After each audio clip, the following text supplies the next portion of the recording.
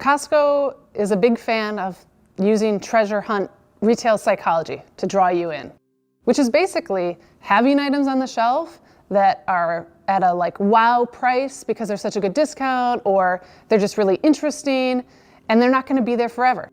The surprising origin story of Costco and its billion-dollar retail strategy began not in a sleek corporate boardroom, but in a warehouse filled with used airplane parts. It is a story about breaking the rules of retail and creating a business model so revolutionary that it changed the way millions of people shop.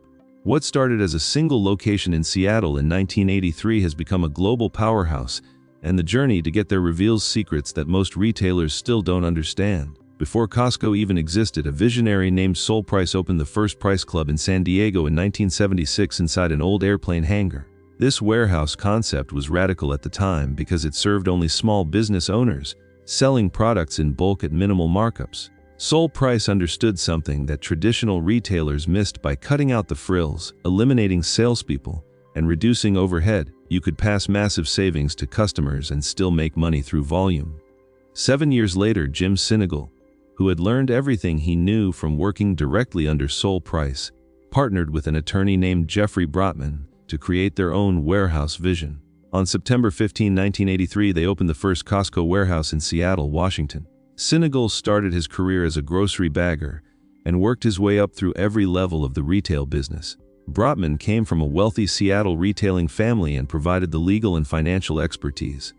Together, they created something entirely new, offering small businesses like restaurants and gas stations the ability to purchase food, tires, and household goods at just 8 or 9% above wholesale cost. By the end of 1983, only 3 months after opening, Costco had already expanded to Portland and Spokane. Within 2 years, they had opened 9 warehouses across 5 states serving over 200,000 members. The company went public in December 1985 at just $10 per share and was already changing the retail landscape.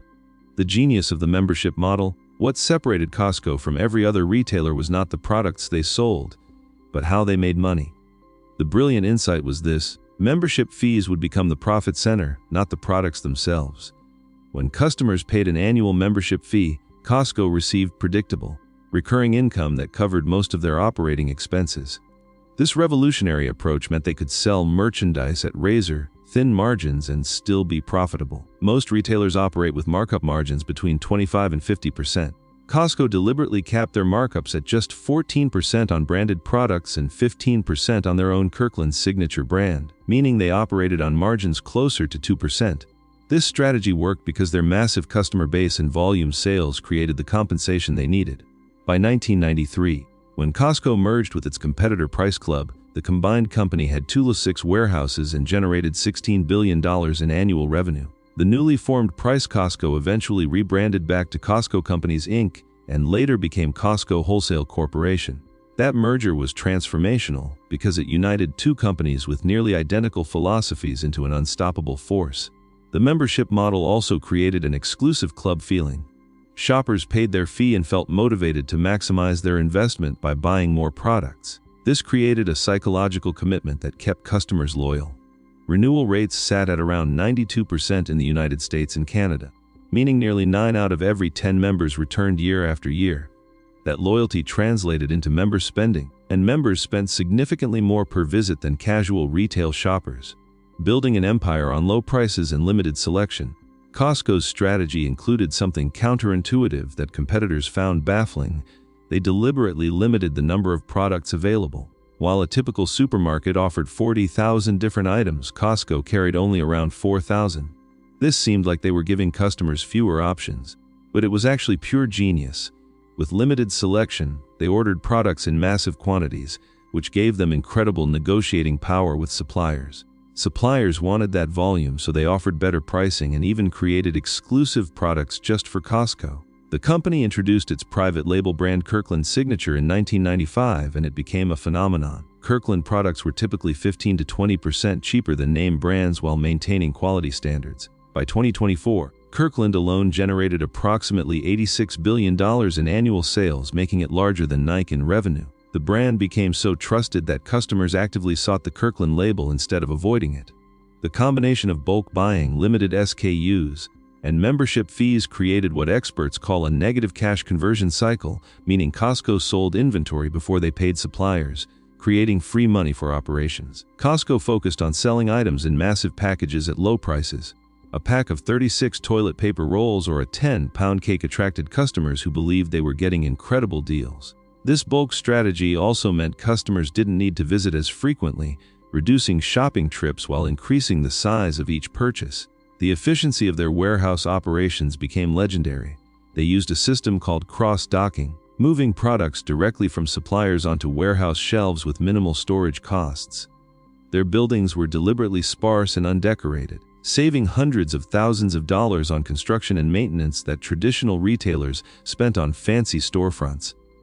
The culture that powers the business. Behind every successful business is a team of people who execute the vision daily, and Costco understood this better than most major retailers.